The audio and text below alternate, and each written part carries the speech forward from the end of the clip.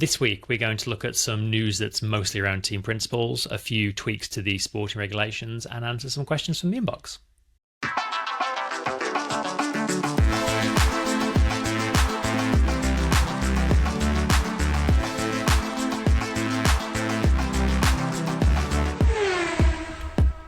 Hello, everyone. Welcome to Back of the Grid. My name is Chris, joined as always by Tom. Hello. We find ourselves in the midst of the summer break, which is sort of turning into quite a busy one, actually. Yeah, uncharacteristically, there's news. Usually these are the quietest weeks going, and it's the hardest thing to make content around. We're sort of getting like team principal silly season all of a sudden. Yeah. Now the drivers are starting to settle down, the team principal, right? So yeah, we'll dive into just going through a bit of newsy stuff, I guess. First on the list being the new Alpine team principal has been confirmed as Oliver Oakes. He becomes the third team principal at that team since the beginning of last year. Started last year with Otmar Staffnauer. Bruno Famin replaced him, and now less than a year after he took the job, he's sort of shuffled aside to another role in Alpine, and yeah, Oliver Oakes is taking his place. Not a particularly well-known name in Formula One, but very well-known in kind of single-seater world. I can give you a brief bio of who he is and his CV, I guess. Go for it. So he's the son of the founder of a previous team called Eurotech Motorsport, who did like Formula Renault and British F3 back in the day. He was actually a driver himself. He was two-time British karting champion at 12. He was world karting champion at 17, a title which he beat Bottas, Bianchi, and Mortara to. So no slouch in a kart. Yeah. And he actually was part of the Red Bull Young Driver program at the same time as like Vettel, Buemi, and Hartley back in that era of like the really early days of Red Bull Young Driver program. Yeah. He did a bit of Formula BMW, won a race or two, did some F3 and GP3, but his kind of driving career faltered at that point, at which point he sidestepped into management. Started off managing a karting team where he was overseeing the likes of Callum Ilott, Marcus Armstrong, a certain Nikita Mazepin, whose name will reappear later in this episode. Then he took part ownership of Hi-Tech in 2015. Hi-Tech is a name you'll probably recognise because they basically operate in every feeder series going. Like they're in F2 and F3, all of the Euro and Asia variations of that, all the F4s, they're everywhere. And yeah, so as a team manager, he's worked with George Russell, Antonio Felix da Costa, Max Chilton, Lucas di Grassi, Jake Hughes, Alex Palou, Jack Doohan. Like the list of drivers that have gone through the Hi-Tech teams just keeps going on and on and on. But yeah, now at the tender age of 36, he's becoming the second youngest ever team principal in F1. I believe the youngest ever was Christian Horner when he first started, I think. He was like 31, 32, something like that when he started at Red Bull. So like on paper as a CV, pretty good choice, I would say. Pretty interesting choice. I mean, the biggest takeaway from me is that there's still prospect for me to become the third youngest team principal. Well, yeah. I mean, technically, I'm younger than Oliver. It could still happen that I could become the second youngest team principal. Don't lose hope. I have faith. I mean, for a guy who's spent his career, you know, one of the sort of big standout things of his sort of CV is the drivers he's managed. So he's joined a team where driver management has been a good point of contention over the years. Yeah, it's a mixed bit of news for me, this, I guess. Like the negative side of it is yet another change in that leadership roundabout at Alpine. It's never good. It doesn't promote any kind of stability or anything like that. But the positive side of it is Oliver's previous track record in terms of, like you say, the drivers that have been through the Hi-Tech team in lower formula that he's managed, and just kind of how they've gone from, I want to say, being like a bit of a middling team in Formula 2 to being like decent contenders for the most part. Like, I think they've won a race in basically every series they've ever entered, which is pretty good. To be fair, they've always had wins ever since they went into F2, haven't they? To be fair, but yeah, you're right. I think they definitely like started off as a bit of a middle ground and then worked their way up for sure. Yeah, but yeah, I mean, yeah, like, you know, they've got good connections to different driver programs. Like, they've had a few Red Bull drivers, which possibly comes from Oliver's previous connections himself that you mentioned, because Lawson, Vips, trying to think who else. Hajar's not Red Bull at the minute, is it? I'm trying to think who Hajar's with. Paul Aaron? No, I think Hajar is Red Bull, isn't he? Is Hajar?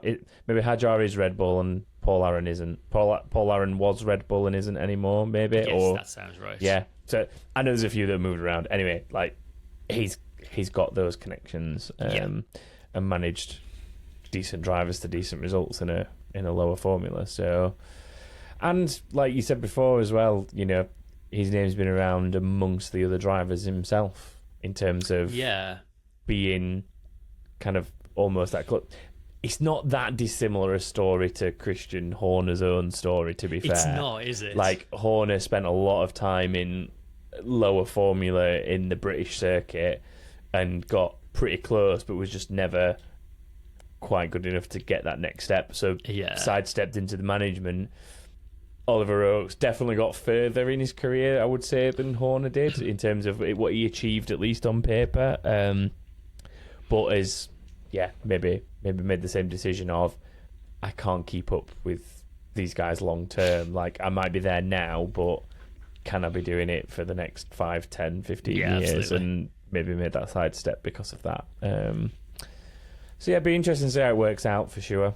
I'm fairly hopeful overall with knowing what I've seen of things like High Tech over the years, because they've been around since, like, as a team, they've been around probably 20 years or something now, is it, overall?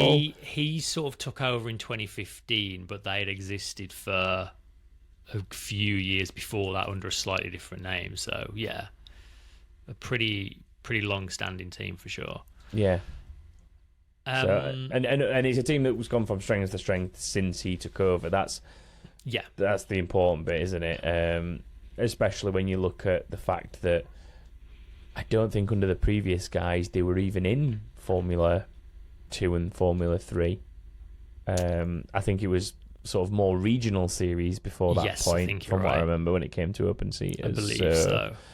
Like, he's obviously taken them to the next level and gone from being, instead of being like regional series, into these, you know, international F1 support series, and taking it to that next step and been moderately successful. Like, they've not won a championship that I remember. I can't think anyone. No one's been a high-tech driver that's won, have they? But I know they've come fairly close in the past overall. Yeah, they've had, looking over the past few years of F2, they've had like a few fourth places. Paul Aaron is currently third for them in the current season, so they're sort of in contention at the moment for sure. Yeah. There's a couple of other interesting kind of things of note around this appointment, though. The first is that it's very much being presented as a Flavio Briatore has hired this guy thing. Like, this very much feels like this reorganisation is his influence on the team. There's obviously also all the rumours swirling around that they're losing interest in producing Renault engines, and that there's a talk of a switch to Mercedes power in the coming years for that team. And then also there's, of course, rumours that have been going for a while now that they want to eventually put that team up for sale. And that kind of brings on to the next bit. But it's worth noting, as far as I can see on my limited research today, there's nothing been said about him stepping away from High Tech to take this role. It's still very much being presented as this is the High Tech guy and he is now the Alpine team principal. There's no like thank you for your time at High Tech. We wish you well. This is the guy replacing you there. And it's worth kind of looking into what High Tech are and where they've come from, and why I brought up the spectre of Nikita Mazepin earlier on. Because High Tech signed Nikita Mazepin to Euro F3 back in 2016, and also took on. We've not had to try and butcher the name of this company for a while, but I always go for Uralkali or Uralkali. Nikita Mazepin's dad's company, which took over part ownership of High Tech. Over several years, he increased his stake to like a 75% ownership. But then, of course, world events happened, and both the Mazepins had sanctions against them by EU and UK, and all the shares then went back to Oliver Oakes, who took full control of the team, and had been like that until last year. You may remember when Andretti first put in their F1 application, High Tech also applied for an F1 team at the same time as them. They were rejected by the FIA, but notably at the same time, they also sold 25% of the company to the richest man in Kazakhstan, a guy called Vladimir Kim. But the rumours at the time were very much that he was just being the face, and it was still the Mazepins who were putting in the money and still wanting to become part of that team. Because although Nikita Mazepin has had a lot of his sanctions overturned now, Dmitry Mazepin is still very much banned from taking part in F1 in theory. All of which I mention because the kind of speculation now around him being the choice of team principal is that, is this going to be Alpine and High Tech sort of merging and becoming a co-team? Is this going to be the beginning of it becoming a full High Tech team? Is this going to be a route for them to try and get Nikita Mazepin back onto the grid? There's a lot of layers to this choice, and it's a very it's an interesting situation, and it's hard to tell exactly how this is going to play out. But it feels like there's more to it than just this is a guy to take that job and nothing more than that. Yeah, I would personally be surprised if any F1 team took on Mazepin again. I had to hold myself back from saying Mazespin then. I nearly actually said it. As much as money talks in F1, I think the connotations attached to taking on Mazepin is not worth the risk for most teams. I can, however, see it being a way for High Tech as a team to circumvent the fact that their new entry application was rejected and taking over the Alpine team. Yes. And I'd like to see how that looks to the consortium of folk who got involved with Alpine in the first place. What was it? Either last season or the season before? It's been like a year or so now, hasn't it? Yeah. Because they're going to want to be paid for that, essentially. Either that or they start bankrolling it as High Tech. I don't know. But yeah, I don't know how it would.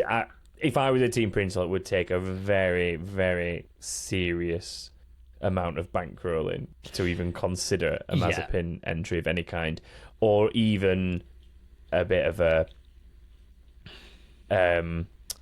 fronted and like financial support from them, like what is rumoured to be the case with Vladimir Kim.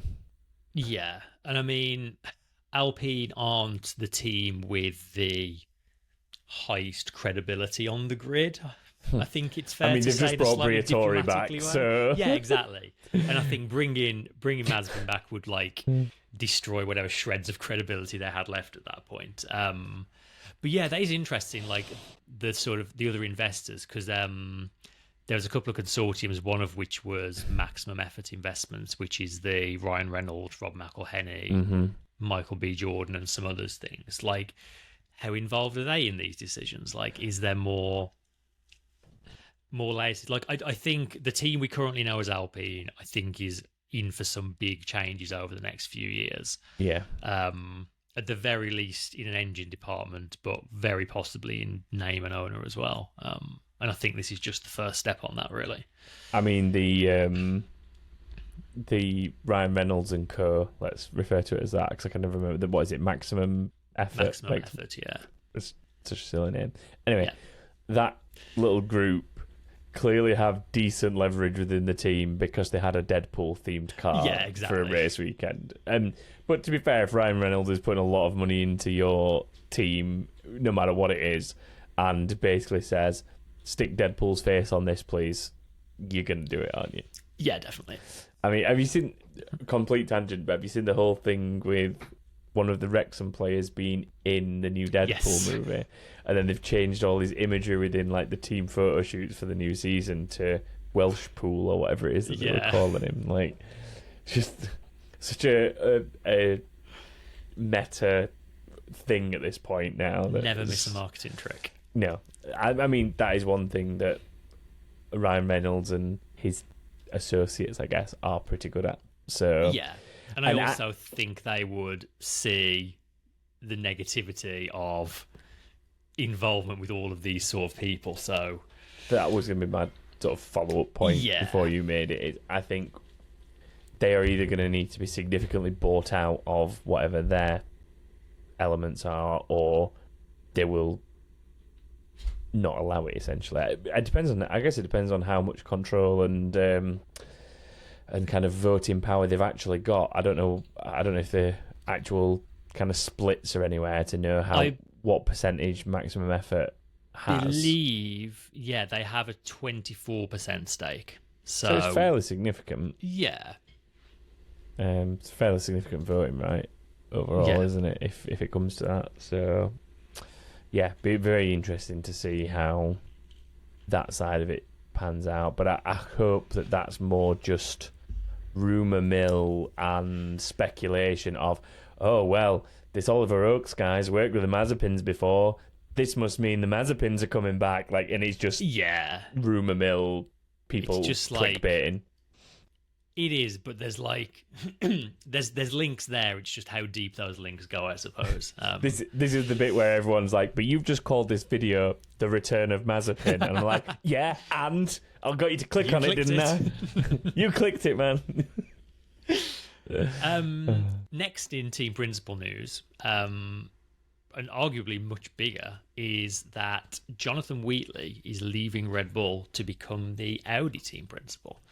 So he's currently Red Bull sporting director. He's been at the team for over 18 years, for almost the entire time that team has existed.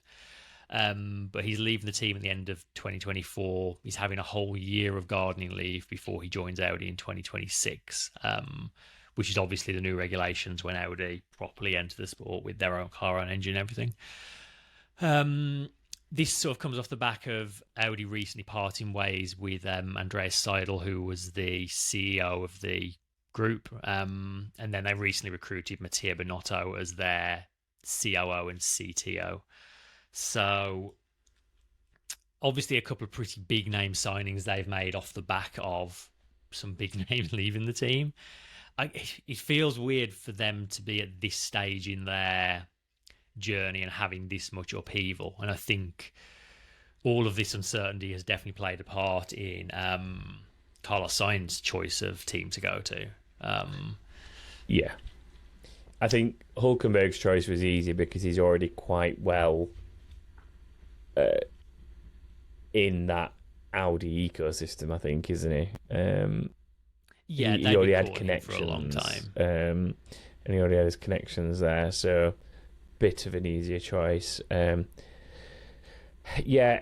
a lot of there's been a lot of back and forth here, hasn't there, in the similar sense to what we've just talked about with Alpine, where you've had Andreas Seidel there, you've now got Mattia Binotto,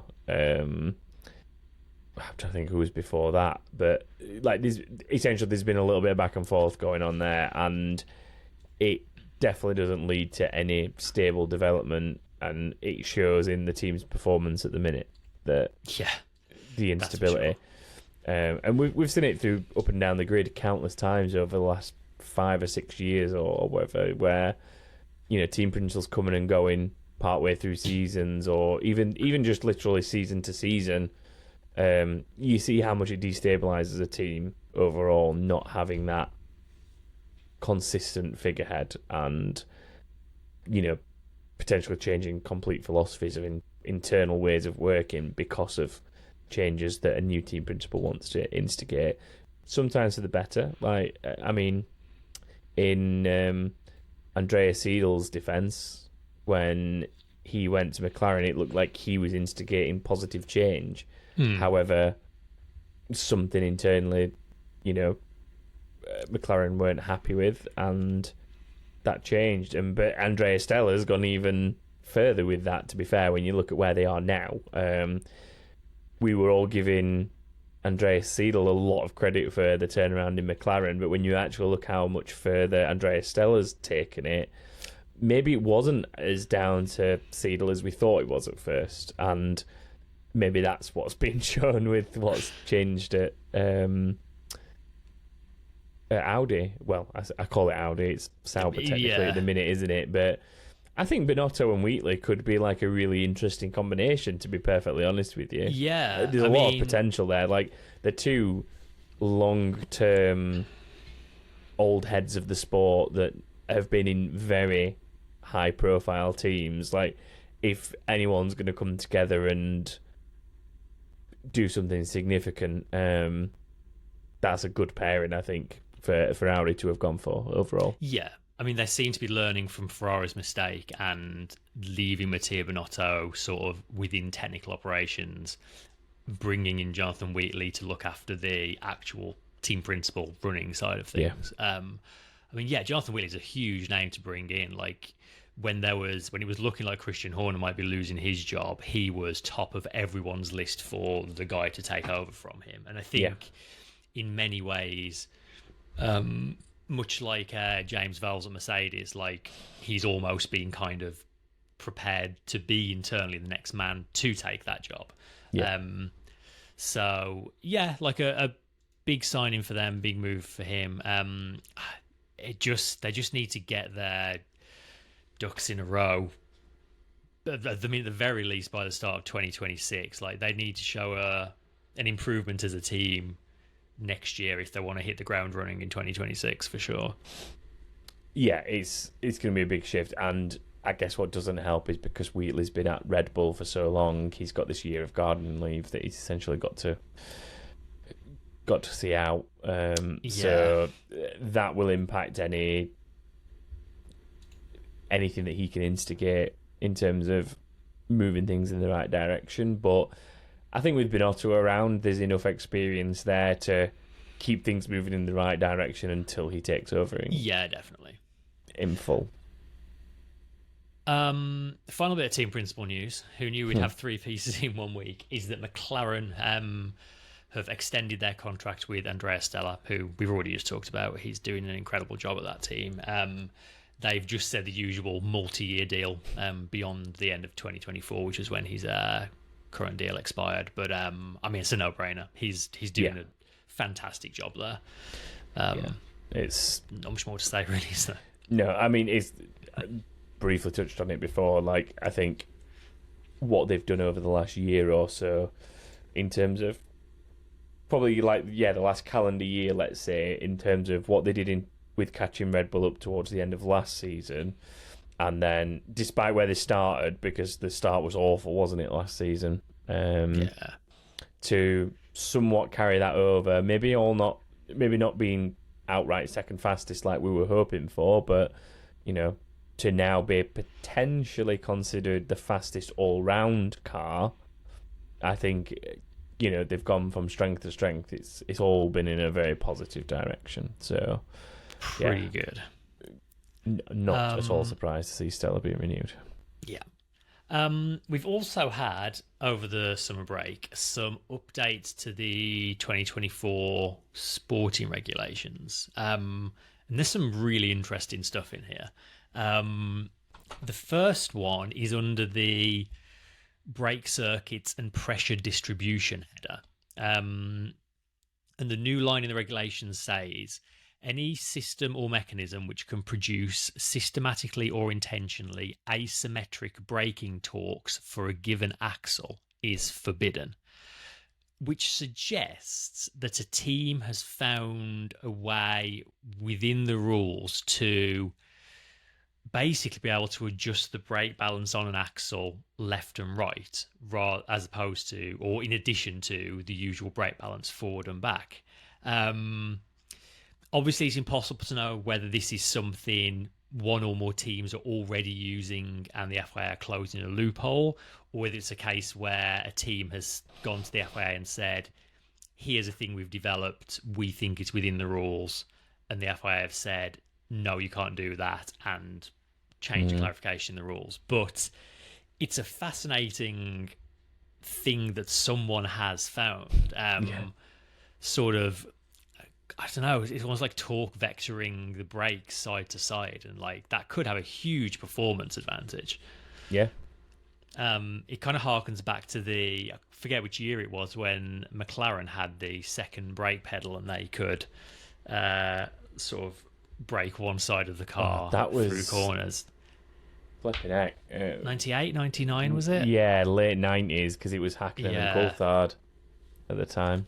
And only got found because a photographer just stuck his camera in the cockpit and snapped a picture, and a third pedal appeared. I remember Coulthard talking about that actually in more recent years, about how good Mika was with that, like, and how much he got out of it. But it's ultimately a very similar principle, isn't it? Because that was wasn't the whole principle of the McLaren one that one of the pedals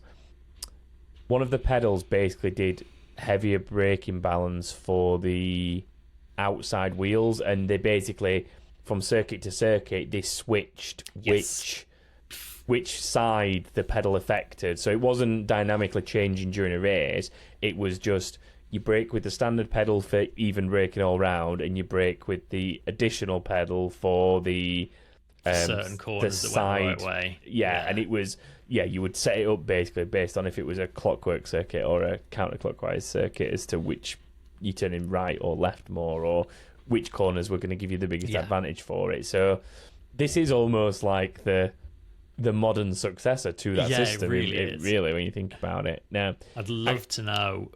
I can tell you what this is going to fuel. This is going to fuel. Red Bull have been told to take something off the car. Could well be, but the rumour mills will start with this now, that this is why Red Bull have dropped off, because it was them with this and they've been told to take it off the car. Or alternatively, if McLaren have a worse second half of the season, then McLaren have had to take this off the car. That's the only reason they were winning races. It's all pure speculation, but I wouldn't be surprised if we see that kind of stuff over the next week or so. I'd love to know more about how it works and who's doing it. We never will, though, will we? That's the only shame with things like this. It's going to need like a mechanic to write a book in like 20 years' time.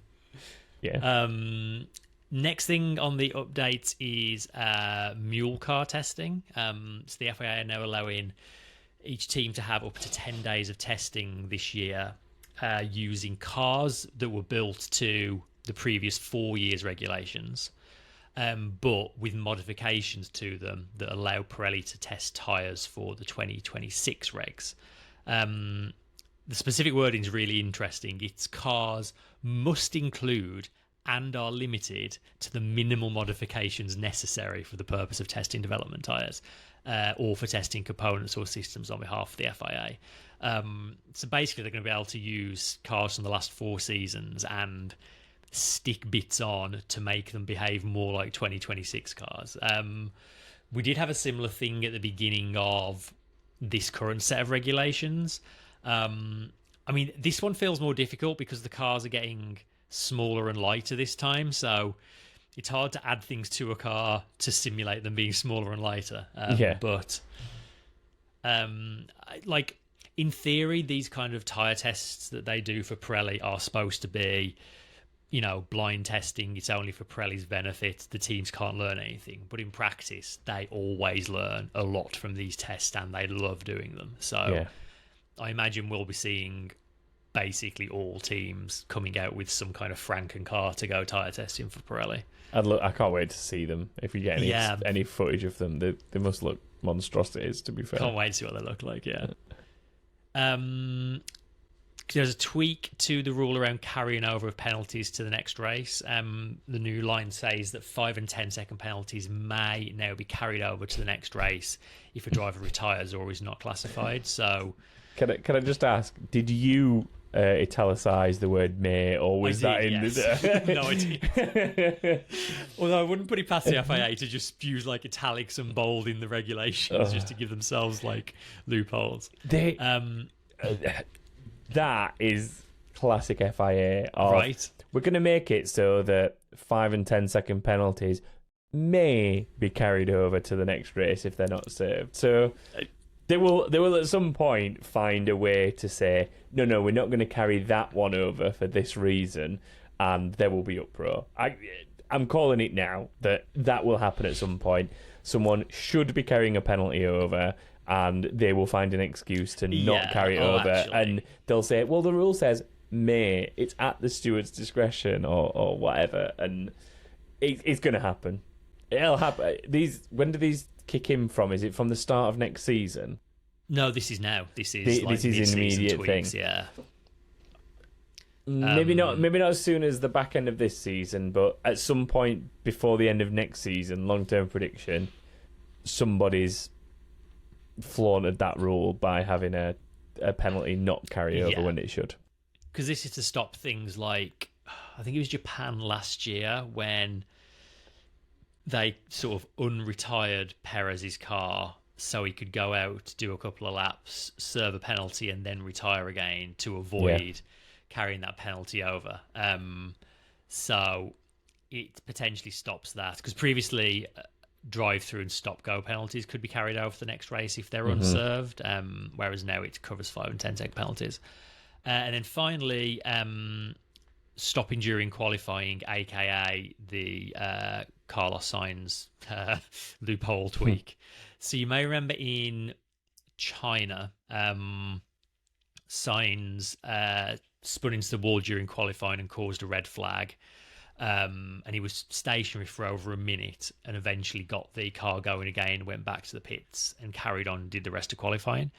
Aston Martin protested that at the time because the previous regulations said any driver whose car stops on track during qualifying will not be permitted to take any further part in the session.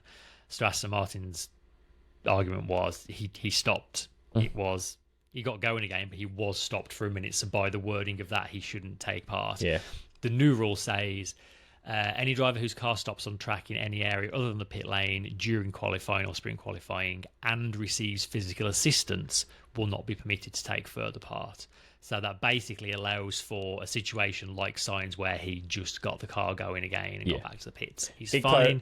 Clarifies the rule to be worded as it should have always been worded, it should have been in the first place, yeah. And that's it. That is the rule tweaks going into the second half. Well, it's not half, is it really? But the second phase of the season. And that's us all about caught up on news. So should we do a little bit of inbox to finish up? Yeah. Keep me saying now. Stay out. Box. Hey man. Yeah, so we've got a couple of bits. You can tell it's the off season with the content of them. Get ready. Jay Alexander says, "Hey man, I was wrong about Oscar Piastri. Initially, I didn't get the hype, feeling that he'd just squeaked his F3 title and not really having much competition for his F2 title, but his performances since reaching F1 have changed my mind. So my question is, who is a driver or team member that you have made a complete 180 on with your opinion of them? It could either be bad to good or good to bad." It's a good question.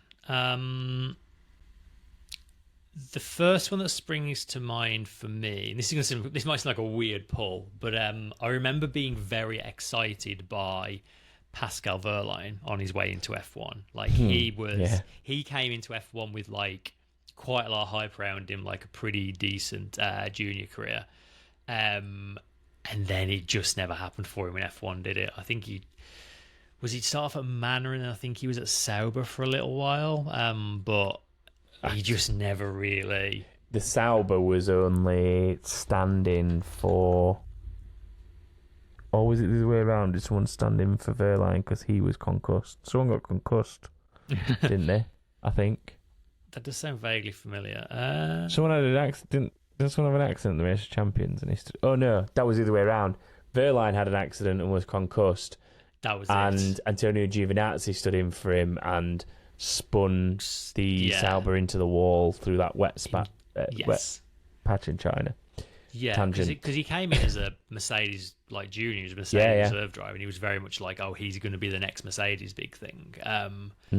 Yeah, so we did a season at Manor, a season at Sauber, and then went off to do DTM and then eventually Formula E. And to be fair to him, he has now made a heck of a career for himself in Formula E, and a few weeks ago won the championship there. So but yeah, for F1 just never worked out for him. He never really seemed to have the speed he needed for that. If we have to stick to current grid, I would say probably Esteban Ocon is the best example of this I could think of. Like, I used to think quite highly of him as he was coming through junior Formula, and he had his moments in F1, but he's just had too many hot-headed moments with his teammates over the years. Like, pretty much every teammate he's had, he's crashed into at some point. I do remember his time in European Formula and then Formula 3 Europe and GP3 as it was then. Like, it looked like, oh, this guy's got the goods to go to F1 and do it there, but it's never really. I mean, don't get me wrong, the guy's won a race and had a couple of podiums, so it's not like a complete bust, but definitely compared to when I watched him at ART, I want to say he was, in GP3, and he basically was on every single podium, whether it be feature or sprint. And I mean, I might be over-exaggerating slightly, but that season he was on pretty much every single podium, and he quite comfortably won the title there. Well, I say comfortably. It was I can't remember who was near him, to be fair. It's too long ago, but there was just so much promise, and I'm sure if Stu was here, Stu would say Charles Leclerc. I'm going to answer on behalf of Stu, because I can remember all three of us being so hyped to see Charles hit Formula One, and even what he was doing in the Sauber when it was an Alfa Romeo, it all looked promising. I mean, I don't think I would say I've gone full 180 on him by any stretch, but I've gone at least 45 degrees. Maybe 90, who knows.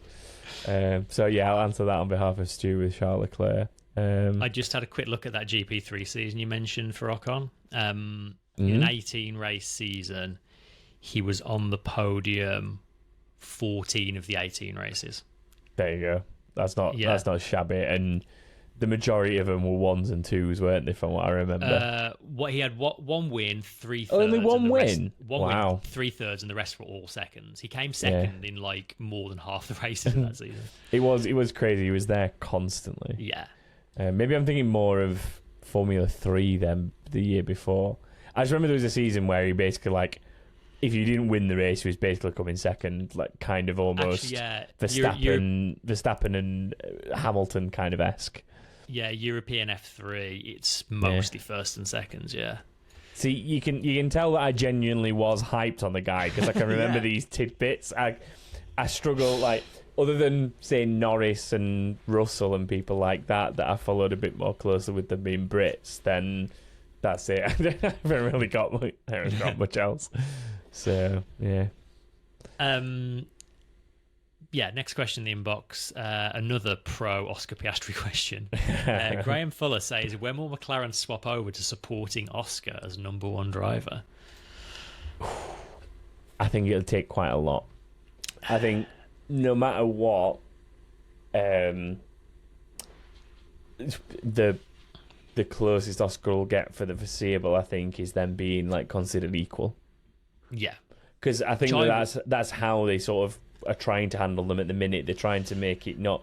I think I'd call it like a 70-30 split in Norris's favour, because he's got the longevity in the team and their programme and stuff like that. But I feel like every race that Oscar improves, that closes further and further towards 50%. It's possibly even closer than that at the minute, to be fair. Yeah, I would say it's like pretty much 50-50 now, especially after the last few races, like leading into the summer break. I mean, he's 32 points behind Norris now in the driver standings. And he's been outperforming him for quite a few races in a row now. And if that keeps going, that gap is going to close quickly.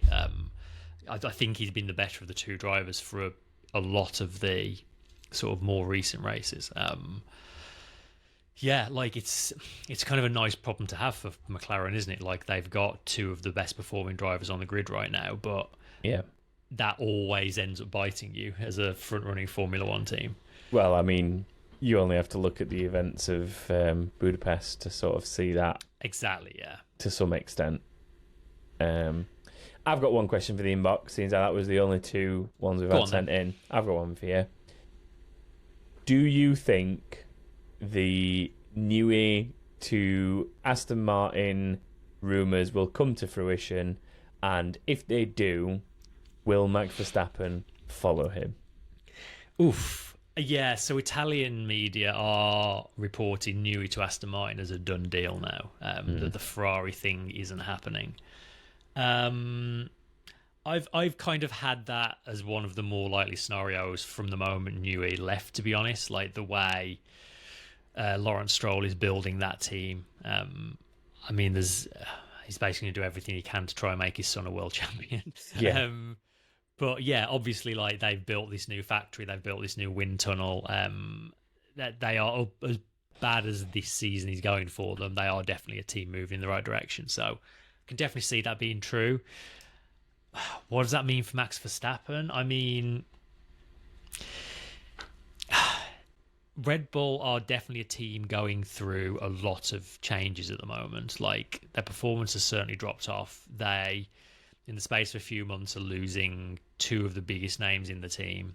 And there's been a lot of, like, sort of lesser known people who have moved away as well. I mean, we've said before, like, I don't think at this point in time Verstappen has any loyalty to the team. He has loyalty to where he can win races and win championships. Yeah. So he's going to go where that's going to happen. I mean, maybe at the point Alonso decides to hang up his boots, they'll replace him with Verstappen. That'd be a pretty good bit of driver market business. Yeah. So does what Jeremy Clarkson had to say about Adrian Newey at the British GP, I think it was the other week. Yeah, he's off looking at houses in Oxfordshire. Yeah, I mean, where are Aston Martin now? They're out of Silverstone still, aren't they? From the old, From the old. Are they in the old Force India stuff that was at Silverstone? No, I think they've actually moved now. Oh, okay. I don't know if they still use that building for something else, but the main factory, is elsewhere. Okay. Still very close to Silverstone, I believe. True. Yeah. But Silverstone's not Oxfordshire, is it? It's Northamptonshire and... It's Northamptonshire and Buckinghamshire? Yes. It's like on the border of the two, isn't it? Yeah. So... It might even be... It's close to being 3. Yeah, it's certainly around there. But yeah, so you think that there could be some weight to it, and if he's going anywhere, that's the most likely option. Who, Verstappen? No, Newey. Newey, yeah, I think that's looking like the most likely option now. Yeah. I think he would have considered McLaren, but McLaren have not really tried to push for him. I think moving to Italy was never on the cards for him. I don't know if Ferrari's necessarily where I wanted to go. Williams, I think Williams is maybe too big a project for him at that age. And possibly even Williams has a bit too much emotional baggage for him as well. Maybe. Pure speculation, but could be. And you think there's potential Verstappen could follow? Potential. Maybe. I think everything's going to depend on 2026, like which teams nail those regulations. I think there's going to be a lot of driver movement after that. Yeah. Cool. Thanks for indulging me. No problem. And that about wraps us up for this week. Thanks as always for joining us. If you want to send us any questions for the inbox, you can find us on Twitter, Facebook. You can go to backofthegrid.com and send us a message from there. If you want to get involved with our Discord, you can go to patreon.com/backofthegrid and find out how to join there. Lots of Olympics chat going on in the Discord at the moment because there's no F1 to talk about. We will be back next week. The plan currently is we'll be back next week to do our mid-season driver reviews, all being well, with a third person to help break any disagreements that we have on where we should rank our drivers. So look out for that. But I think that's everything. So until next time, thanks again for joining us, and goodbye. Bye, everyone.